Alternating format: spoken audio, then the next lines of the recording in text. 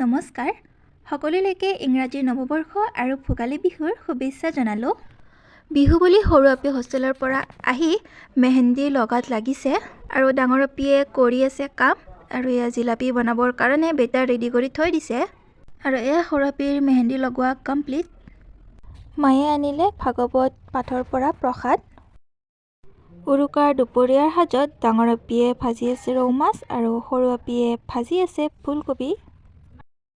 গৰম গৰম ভাত, ফুলকবি আলুৰ তৰকাৰী আৰু ৰৌ মাছৰ সৈতে ৰঙালাওৰ আঞ্জাৰে উৰুকাৰ ভাত সাজ খাই ডাঙৰ আপী লাগিল জিলাপি বনোৱাত। গধূলি বজাৰৰ মানুহ চাই আমি তিনিওজনী আহি পালোহি বৰমাহঁতৰ ঘৰলৈ আৰু আহিয়ে প্ৰথমে খালোঁ প্ৰসাদ। কিয় আহিছোঁ সেয়া আপোনালোকে গম পাব পিছলৈ, কিন্তু তাৰ আগতে পায়স আৰু চাহ খাই লওঁ। Happy birthday to you, happy birthday dear you, happy birthday to you। এতিয়া কিয় বৰমাহঁতৰ ঘৰলৈ আহিছোঁ আপোনালোকে গম পাইছে, আজি হৈছে মোৰ জন্মদিন।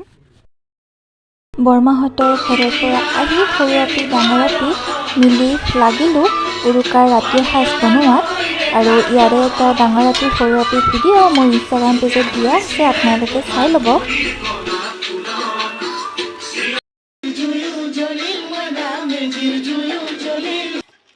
আমি খাই লওঁ গাইছ।